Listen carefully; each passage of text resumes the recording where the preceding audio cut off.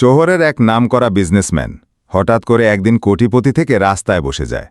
তার কেয়ারলেস, বেকার, দায়িত্বজ্ঞানহীন ছেলেকে নিয়ে পেরিয়ে আসতে হয় নিজের বাড়ি থেকে। নিজের প্রতিষ্ঠিত ছেলেরাও এই পরিস্থিতিতে তার পাশে দাঁড়ায় না। শেষ পর্যন্ত সেই দায়িত্বজ্ঞানহীন ছেলেটাই নিজের মাস্টার প্ল্যান কাজে লাগিয়ে কিভাবে তার বাবার সব কিছুই আবার ফিরিয়ে দেয়, সেটাই দেখানো হয়েছে আমাদের আজকের গল্পে। বলছিলাম 2007 সালে মুক্তি পাওয়া জামিন কনস্টেলস মুভির কথা। গল্পের শুরুতেই আমরা সেলফ মেড বিজনেসম্যান প্রিন্সেন্টকে দেখতে পাই, যে কিনা তৃষ্ণর অনেক বড় প্রিন্সেন্ট, ক্রপ কোম্পানির ওনার। যৌবন তার ছোট ছেলে, আর এই হচ্ছে যৌবনার ভাই অ্যালফোন্স আর জোসি। অ্যালফোন্স পেশা একজন ডাক্তার। সে নিজের শ্বশুরের নার্সিংহোমে জব করে, তার ওয়াইফও সেখানেই জব করে। পাশাপাশি তারা রিয়েল এস্টেটেরও বিজনেস করে। অন্যদিকে জোসি ভিনসেন্ট কোম্পানির বিজনেসগুলো দেখাশোনা করে। বর্তমানে তারা সবাই ভিনসেন্টের মেয়ের বিয়ে নিয়ে ব্যস্ত। এদিকে বরবউকে চার্জে নিয়ে যাওয়ার দায়িত্বটা ভিনসেন্টের আঙ্কেলকেই দেওয়া হয়েছে। সেই আঙ্কেলের ওয়াইফ একজন মেয়র, আর সে তার ওয়াইফের অফিসের পিয়ন। তাছাড়া এই কাজের পাশাপাশি যৌবনার আঙ্কেল ঘুষ নিয়ে বিভিন্ন রকমের ইল্লিগাল কাজও করে থাকে। ভিনসেন্ট যখন তাকে কল করে, তখন সে বলে, বরবউকে নিয়ে আসার কাজটা তো আর আমার নয়, ওটা তো যমুনার কাজ ছিল। তখন যমুনার ভাবি যমুনাকে কল করে। এদিকে যমুনা একটা মার্কেট এসেছে কিছু জিনিসপত্র কিনতে। সে রাস্তা দিয়ে যাওয়ার সময় বারবার আশপাশের মেয়েদের দিকে তাকাচ্ছিল। তার ভাবি তাকে এভাবে সময় নষ্ট না করে তাড়াতাড়ি জিনিসপত্রগুলো কিনে নিয়ে বাড়িতে চলে আসতে বলে। এদিকে যমুনা এটিএম থেকে টাকা তুলতে গেলে তার সাথে তার বন্ধু মুস্তাককে দেখা হয়। মুস্তাক বলে, তুই তোর গাড়ি এখানে রেখে দে আর আমার সাথে চল, আমার বিএমডাব্লিউতে করে তোকে একটা সুন্দর জায়গায় নিয়ে যাব। তারপর তারা মুস্তাকের গাড়িতে করে একটা বাড়ি যায়। যমুনা তাকে বলে, তুই তো শহর ছেড়ে পালিয়েছিলিস, এরকম বিএমডাব্লিউ টাকা পয়সা কোত্থেকে পেলি? মুস্তাক তখন বলে, আমার এক বন্ধু আমাকে কিছু টাকা দিয়েছিল, সেই টাকা নিয়ে আমি ত্রিপুরাতে চলে যাই। এরপর একটা গার্মেন্টস ফ্যাক্টরিতে ইনভেস্ট করি। তারপর আস্তে আস্তে আমার সেই ইনভেস্ট ডাবল হয়ে যেতে শুরু করে, আর আমি হয়ে যাই কোটিপতি। খুব সিম্পল ব্যাপার, তুই চাইলে তোকে আমি কোটিপতি বানিয়ে দিতে পারি। এদিকে বন্ধুর সাথে গল্প করতে করতে যমুনা তার বোনের বিয়েতে পৌঁছাতে লেট হয়ে যাচ্ছিল। ঠিক তাই সে তাড়াতাড়ি বেরিয়ে পড়ে রাস্তায়। পুলিশ তাদেরকে থামায় আর ড্রিঙ্ক অ্যান্ড ড্রাইভ চেক করে। এরপর তোদের দুজনকেই থানায় নিয়ে যায়। এই সময়ের মধ্যে যমুনার বিয়ে হয়ে গিয়েছিল। যমুনা বাড়িতে এসে তার বোনের হাতে শুকনো একটা মালা দিয়ে বলে, হ্যাপি ম্যারিড লাইফ। তারপর সে তার বোনের দুলাভাইয়ের সাথে সেলফি নেয়।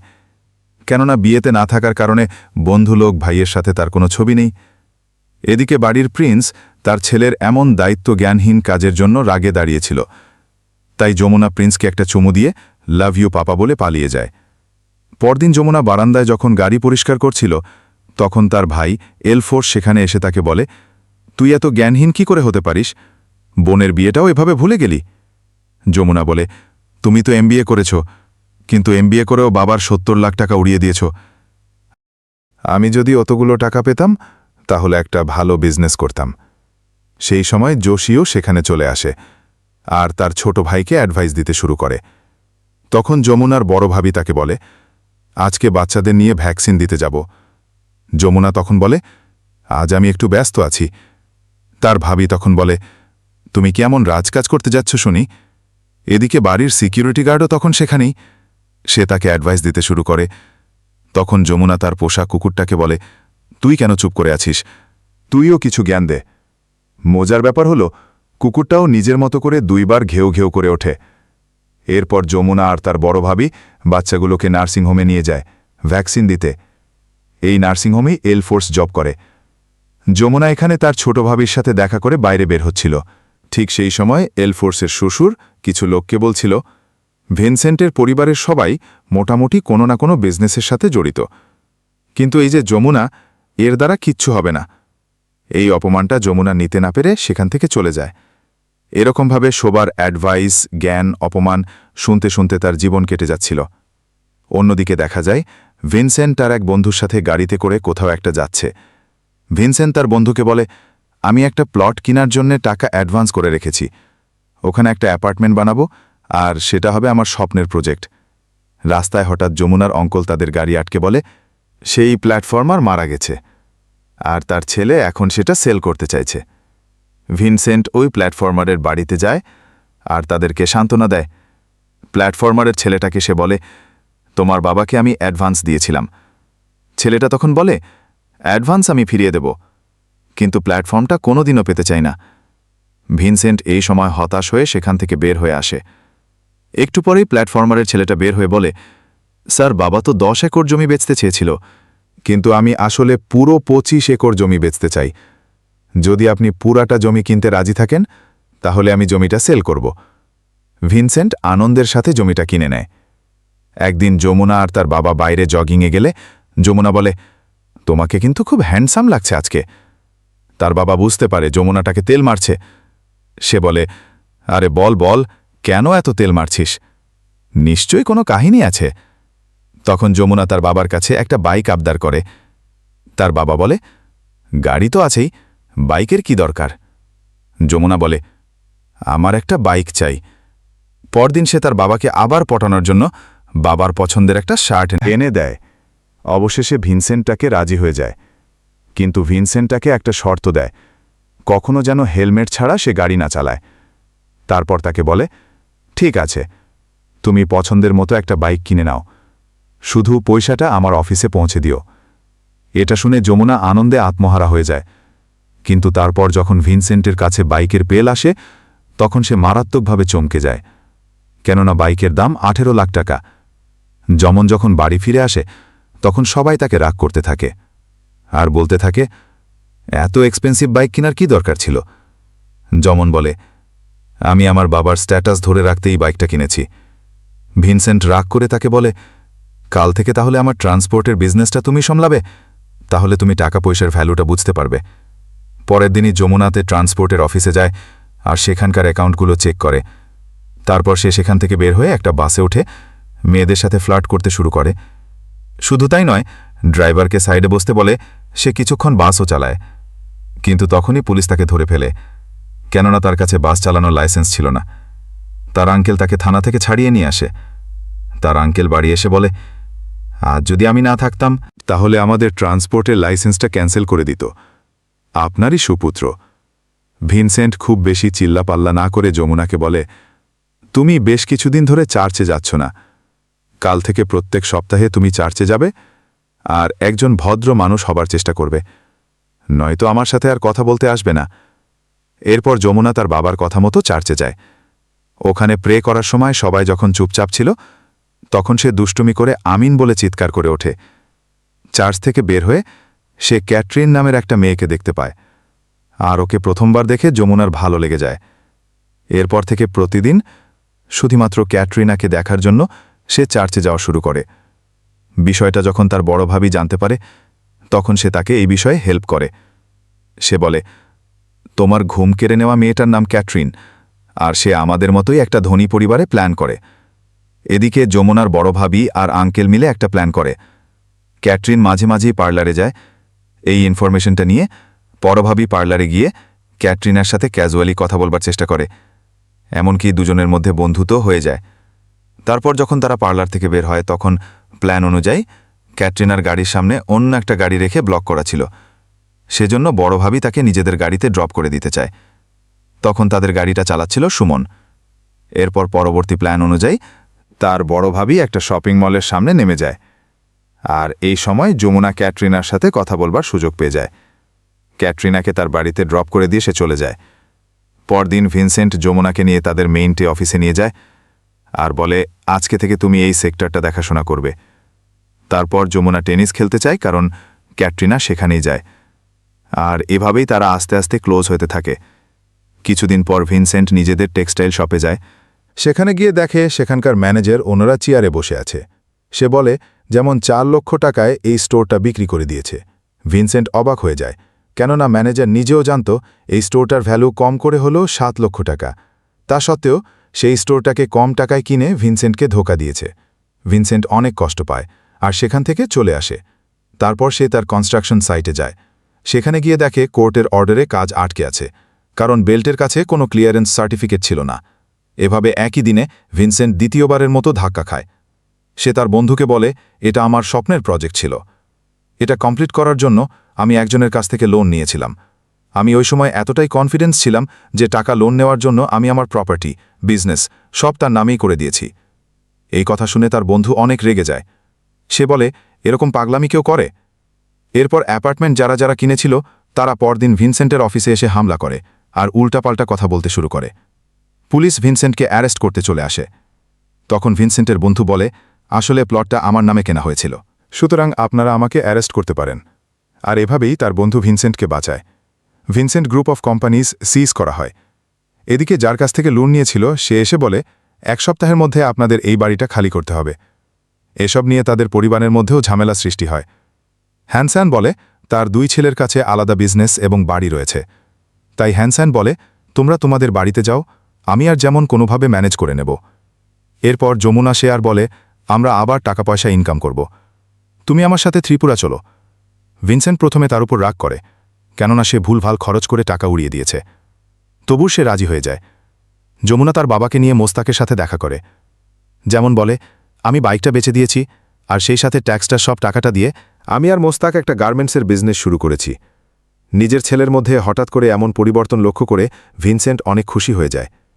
ভিনসেন্টের মনে হয় সে সবকিছুই আবার আগের মতো করে ফেলতে পারবে। এভাবেই তাদের জীবন চলতে থাকে। একদিন যমুনা অফিসে গিয়ে দেখে তার টেবিলে প্রচুর বিল পড়ে রয়েছে। সেগুলো দেখে যমুনা চমকে যায়। জানতে পারে মোস্তাক বিজনেসের নামে অনেক খরচ করে যাচ্ছিল। অর্ডার দেওয়ার জন্য সে যেখানে যেখানে যেত সেখানে লাক্সারি হোটেল ছাড়া থাকত না, আর খুব কষ্টেরই ভাড়া দিত। এখন এই ভারী ভারী বিলের কারণে তাদের এই ছোট্ট বিজনেসটা বন্ধ হয়ে যেতে চলেছে। যমুনা এবার এতটাই ক্ষেপে যায় যে মোস্তাককে মারতে চলে যায়। মারতে মারতে সে বলে, তুই আমার জীবনটাই বরবাদ করে দিলি। মোস্তাক বলে, ভাই আমি তোকে সবকিছুই বলতাম। যমুনা আরও রেগে যায়, কিন্তু সে আর কিছু না বলে চলে আসে। বাড়িতে এসে সে তার বাবাকে কিছুই জানায় না। তারপর একদিন সে তার ভাইদের কাছ থেকে সাহায্য চাওয়ার জন্য যায়। তখন তার বড় ভাবি বলে, তুমি বাবাকে নিয়ে এখানে আসো, আমরা কিছু করার চেষ্টা করব। যমুনা বলে, আমি জানি তোমরা তার কাছ থেকে প্রতিটা সিগারেটের হিসাব চাইবে, তারপর একদিন তাকে কোনো বৃদ্ধাশ্রমে পাঠিয়ে দেবে। তোমাদের তো এই প্রপার্টির সাথে সম্পর্ক, তোমরা চিন্তা করো না, বাবা আমার সাথেই থাকবে। এই বলে যমুনা সেখান থেকে বেরিয়ে যায়। তারপর সে ক্যাপ্টেনকে কল করে। ক্যাপ্টেন তাকে নিজের বাড়িতে, কিন্তু ক্যাপ্টেন অনেক রিকোয়েস্ট করে সে রাজি হয়ে যায়। তারপর সে ক্যাপ্টেনের বাড়িতে যায়। ক্যাটরিনার বাবা সেখানে বসে থাকলেও যমুনার সাথে কোনো কথা না বলে নিজের মতো গেম খেলতে থাকে। এদিকে ক্যাপ্টেনের মা ক্যাপ্টেনকে ভেতরে নিয়ে গিয়ে বলে, এই ছেলেটাকে ভুলে যাও, এর পুরো পরিবার দেনায় ভুগছে, আর এই ছেলেটা শুধুমাত্র টাকার জন্য তোমার পিছে পড়ে আছে। এই সব কথাগুলো যমুনা শুনে ফেলে। সে তখন উপরে গিয়ে বলে, হ্যাঁ আপনি একদমই ঠিক কথাই বলেছেন। তারপর সে ক্যাপ্টেনকে আলাদা করে ডেকে বলে, এটাই সত্যি, আর এখন আমাদের ব্রেকআপ করে ফেলা দরকার। এটা বলে সে ওখান থেকে বেরিয়ে যায়। যমুনা এরপর অনেকগুলো জায়গায় ইন্টারভিউ দেয়। একদিন তার এক বন্ধু তাদের কোম্পানিতে মার্কেটিং অফিসারের জব দেয়। যমুনা একদিন মোস্তাককে রাস্তায় দেখতে পায়। কথা না বলে সেটাকে ইগনোর করে চলে যেতে থাকে। কিন্তু মোস্তাক এসে বলে, এবার আমি সত্যি একটা দারুণ বিজনেস প্রপোজাল নিয়ে এসেছি। আমরা হ্যান্ডিক্রাফটের কাপড় কিনে ভালো টাকায় বেচতে পারব। অনেক চেষ্টার পর যমুনা ফাইনালি মোস্তাককে আরেকবার বিশ্বাস করে। অন্যদিকে ভিনসেন্টের পিরুমল নামের এক লোকের সাথে দেখা হয়। তাদের মধ্যে বেশ ভালো একটা বন্ধুত্ব হয়ে যায়। ভিনসেন্ট তার নতুন বন্ধুকে যমুনার অফিসে নিয়ে যায়। যেখানে পৌঁছে তারা জানতে পারে এখন আর এই কোম্পানিটা যমুনার নেই। ভিনসেন্ট আবারও একটা ধাক্কা খায় আর খুব কষ্ট পায়, কারণ সে ভাবে যমুনা আবারও তার কাছ থেকে সব লুকিয়েছে। বাড়ি ফিরে এসে একের পর এক সিগারেট খেতে থাকে। এদিকে যমুনা বাড়ি এলে ভিনসেন্ট তাকে জিজ্ঞাসা করে, ব্যবসা কেমন চলছে? যমুনা মিথ্যা বলে। সে বলে, দারুণ চলছে। তখন তার বাবা তাকে একটা চড় মেরে বলে, আমাকে মিথ্যা বলিস কেন? যমুনা বলে, তুমি অনেকদিন ধরেই অনেক কিছু নিয়ে টেনশনে আছো। আমি আসলে তোমার আর কোনো টেনশন বাড়াতে চাইছিলাম না। মোস্তাকের গাফিলতির কারণে ওই কোম্পানিটা আমার ছেড়ে দেওয়া লেগেছে। তারপর ভিনসেন্ট বলে, সবার প্রথমে আমাদের এই ফ্ল্যাটটা ছেড়ে দিতে হবে, তারপর আমরা একটা ছোট ঘর বাড়ি নিয়ে থাকব। তুমি চিন্তা করো না, আমি যখন আমার ছোট্ট দোকানটা চালু করেছিলাম তখন আমার কাছে একটা ভালো কোনো জামাকাপড় ছিল না। সম্পূর্ণ নিজের চেষ্টায় আমি ভিনসেন্টের ক্রপ কোম্পানিকে দাঁড় করিয়েছিলাম। তুমি আর আমি একদম গ্রাউন্ড লেভেল থেকে শুরু করব। দেখো, আমরা একদিন না একদিন আকাশ ছোঁবই। ভিনসেন্টের এই কথাগুলো যমুনার আত্মবিশ্বাস আরও বাড়িয়ে দেয়। এরপর তারা একটা ছোট্ট বাড়িতে শিফট করে। কিছুদিনের মাথায় যমুনা একটা বড় কোম্পানির কাছ থেকে অর্ডার পায়, কিন্তু কাজটা করার জন্য যে টাকার প্রয়োজন সেটার চেক সে পায় না। তার কাছে ইন্টারনেট ছিল না যে সে মেল করবে। সেজন্য সে ওই কোম্পানিতে গিয়ে তাদের কাছ থেকে ওয়াইফাই পাসওয়ার্ডটা চায় যেন সে তাদেরকে মেল করতে পারে। কিন্তু অ্যাকাউন্টেন্ট তাকে পাসওয়ার্ড দেয় না, কেননা যমুনা কোম্পানির কোনো স্টাফ না। এই সময় যমুনা কোম্পানির ম্যানেজারকে দেখতে পায়। সে দেখতে অনেকটা জোকারের মতো, তাই যমুনা তাকে পটিয়ে তার কাছ থেকে পাসওয়ার্ডটা নিয়ে নেয় আর সঙ্গে মেল করে দেয়। তারপর সে ভাইদের কাছে গিয়ে বলে, ম্যাডাম, নিজের নামের সাথে 1234-এর মতো পাসওয়ার্ড কিন্তু নিরাপদ না, পাসওয়ার্ডটা চেঞ্জ করে ফেলবেন। আর যদি কোনো সেলসম্যান আসে তাহলে তাকে পাসওয়ার্ডটা দিয়েন। এটা বলেই সে ওখান থেকে চলে যায়। মোস্তাক এবার যমুনাকে নিজেদের ফ্যাক্টরিতে নিয়ে যায়। মোস্তাক কয়েকজনের প্রোফাইল দেখিয়ে বলে, আমরা এদেরকে দিয়ে কাজগুলো করব। কিছুদিন পর যমুনা আবার ভাইদের কোম্পানিতে গিয়ে নতুন অর্ডার চায়। ভাইটি বলে, কোম্পানি আপনাদেরকে অর্ডার দিতে চায় না, আপনি আসতে পারেন, অর্ডার লাগবে না, কিন্তু তুমি কি একটু হাসতে পারো না? তার কথা শুনে ভাইদি হেসে ফেলে। পরদিন যমুনা কিছু কাপড় নিয়ে অন্য শহরে ডেলিভারি করতে যাচ্ছিল। এই ভাইটিও সেখানে আসে আর দুজন একই বাসে ট্রাভেল করে। কথা বলতে বলতে যমুনা কখন যে ঘুমিয়ে পড়েছিল সে তা নিজেও জানে না। তার যখন ঘুম ভাঙে তখন সে দেখে পাশে কেউই নেই। সে দেখতে পায় পাশে ড্রাইভার বাস থামিয়ে মদ খাচ্ছে। সবাই মোটামুটি ড্রাইভারের উপর চিল্লাচ্ছিল। তখন যমুনা ড্রাইভারের কাছ থেকে চাবিটা নিয়ে আর বাসটা ড্রাইভ করতে শুরু করে, আর প্রত্যেকেই একদম সেফলি অন্য শহরে নিয়ে গিয়ে পৌঁছে দেয়। তার এমন কর্মকাণ্ডে ভাইদি অনেকটা ইমপ্রেস হয়ে যায়। এরপর দেখা যায় যমুনা আরও কিছু কাপড় নিয়ে বাসের জন্য ওয়েট করছে। সেই সময় পটুলাল নামের ওই লোকটা তার পাশ দিয়ে যাচ্ছিল। সে যমুনাকে বলে, বাস আবার কালকে সকালে আসবে, তুমি চাইলে আমার বাড়ির উঠানে আজকে রাতটা থেকে যেতে পারো। এটা বলেই সে যমুনাকে তার নিজের সাথে বাড়িতে নিয়ে যায় আর নিজের মেয়ের সাথে পরিচয় করিয়ে দেয়। আর তার মেয়ে ছিল ভাইদি। রাতে থেকে ভাইদি যমুনাকে একটা চাদর এনে দেয়। তারপর তারা দুজন বেশ কিছুক্ষণ গল্প করে। দুজনের মধ্যে ভালো একটা বন্ধুত্ব হয়ে যায়। এরপর থেকে ভাইদিও যমুনাকে তার ব্যবসায় সাহায্য শুরু করে। যমুনা একদিন ভাইদিকে শেয়ারে কিছু টাকা দেয়। প্রথমে ভাইদি সেটা নিতে চাচ্ছিল না, পরে সে ওটা নিয়ে নেয় আর বলে, আমার টাকাটা আসলেই দরকার ছিল, কিন্তু তোমার কাছ থেকে টাকা নিতে কেন জানি আমার খুব একটা খারাপ লাগছে না। এভাবেই সে খুব সুন্দরভাবে গুছিয়ে তার মনের কথা যমুনাকে বলে দেয়। এদিকে ভিনসেন্ট মাঝে মাঝে যমুনাকে 555 সিগারেট নিয়ে এসে দিতে বলত, কিন্তু যমুনা প্রতিবারেই এড়িয়ে যেত। একদিন সে তার বাবাকে একটা বড় সিগারেটের প্যাকেট এনে দেয় আর বলে, আমি চাই তুমি এভাবে আমার সাথে আরও অনেক বছর থাকো। সেজন্যই আমি এতদিন তোমাকে সিগারেট খেতে বারণ করেছিলাম, কিন্তু তুমি এত জেদ করো যে আমি আজকে নিয়ে আসতে বাধ্য হয়েছি। এই কথাগুলো শুনে ভিনসেন্ট ইমোশনাল হয়ে যায়। সাথে সাথেই সে তার ছেলেকে প্রমিস করে যে সে আর কোনোদিনও সিগারেট খাবে না। কয়েকদিন ভাইদের কোম্পানির এক মহিলা ক্লায়েন্ট তাদের অফিসে আসে। সে আসলে খুঁটে খুঁটে কাজের ভুল বের করে। ভাইদি এই ব্যাপারে যমুনার কাছে হেল্প চায়। এরপর তারা দুজন সেই ক্লায়েন্টকে তাদের গ্রামে ঘুরতে নিয়ে যায়। সে মহিলাকে তারা তাদের কালচারের ব্যাপারে বোঝায়। সে মহিলার এগুলো খুবই ভালো লাগে। সে ভাইদিকে একটা দামি রিং গিফট করে। শুধু তাই না, সে যমুনা একটা বড় অর্ডার দেওয়ার প্রতিশ্রুতি দেয়, যেটা কমপ্লিট করতে হলে যমুনার বেশ কিছু টাকার দরকার। সে লেবারদের সাথে কথা বলে আর তাদেরকে বলে, আপনারা যদি আমার জন্য এই কাজটা করে দেন তাহলে আমি 1 মাসের মধ্যে আপনাদেরকে পেমেন্ট করে দিচ্ছি। লেবারদা যমুনার কথায় ভরসা পায়। তারা রাজি হয়ে যায় আর একদম সঠিক সময়ের মধ্যে তারা কাজটা কমপ্লিট করে দেয়। ক্লায়েন্ট যমুনার প্রোডাক্টে অনেক খুশি হয়ে যায় আর সঙ্গে সঙ্গে তাদের পেমেন্টটা দিয়ে দেয়। তার দেওয়া কথা মতো সেসব লেবারদেরকে পেমেন্ট করে নিজের বাবার সাথে দেখা করতে চায়। আসে তার বাবাকে বলে, বন্ধন রাখা বাড়িটা আমি আবার ফিরিয়ে এনেছি বাবা। পরদিন বাবা ছেলে তাদের সব জিনিসপত্র প্যাক করে সেখান থেকে বেরিয়ে যায়। ভিনসেন্ট নিজের ছেলের এই কাজে খুবই গর্ববোধ করছিল। পেরুলাল আর ভাইদিকে ধন্যবাদ জানায়। যমুনা সবাইকে ভাই বলে, কিন্তু ভাইদিকে কিছু না বলে সেখান থেকে চলে যায়। ভিনসেন্ট বলে, তুমি কিন্তু এটা ঠিক করলে না। সেই মেয়েটা সেখানে দাঁড়িয়েছিল, কিন্তু তুমি তার সাথে একটাও কথা বললে না। যমুনা বলে, আমাদের কাজ হয়ে গেছে, আমরা চলে এসেছি, এতে এত ইমোশনাল হওয়ার কি আছে? ভিনসেন্টের খুব খারাপ লাগে এটা ভেবে যে হাতে টাকা পেয়ে যোহন এতটা বদলে গেল। তো বাড়িতে পৌঁছেই ভিনসেন্ট তার পরিবারের সবাইকে ডেকে দাওয়াত দিয়ে খাওয়ায়। পরদিন বাবা ছেলে মর্নিং ওয়াক করতে বের হয়। ভিনসেন্ট বলে, আমরা তো রোজই এই রাস্তা দিয়ে যাই, আজ হঠাৎ করে অন্য রাস্তায় কেন? যোহন বলে, আরে চলোই না, আজ একটু অন্য রাস্তা দিয়েই যাওয়া যাক। ভিনসেন্ট তার কথাগুলো সিরিয়াসলি নেয় না। সে যোহনের সাথে হাঁটতে থাকে। তখন সেখানকার একটা বাড়ির গেট খুলে সেখানে পেরুলাল আর ফাতিমা দাঁড়িয়ে ভিনসেন্টকে গুড মর্নিং জানায়। ভিনসেন্ট প্রথমে গুড মর্নিং বলে ঠিকই, কিন্তু পরে সে রিয়েলাইজ করে এরা দুজন এখানে কিভাবে এলো। পেরুলাল বলে, স্যার, এটা আপনার ছেলেরই প্ল্যান ছিল, ওর জন্যই আমরা এখানে আসতে পেরেছি। ভিনসেন্ট তখন আনন্দের সাথে যোহনকে বলে, তুই বেটা শোধরাবি না কখনোই। এটা বলেই সে যোহনকে তাড়া করে। আর এরকম একটা হ্যাপি এন্ডিংয়ের সাথে সাথেই আমাদের আজকের গল্পটা এখানেই শেষ হয়ে যায়।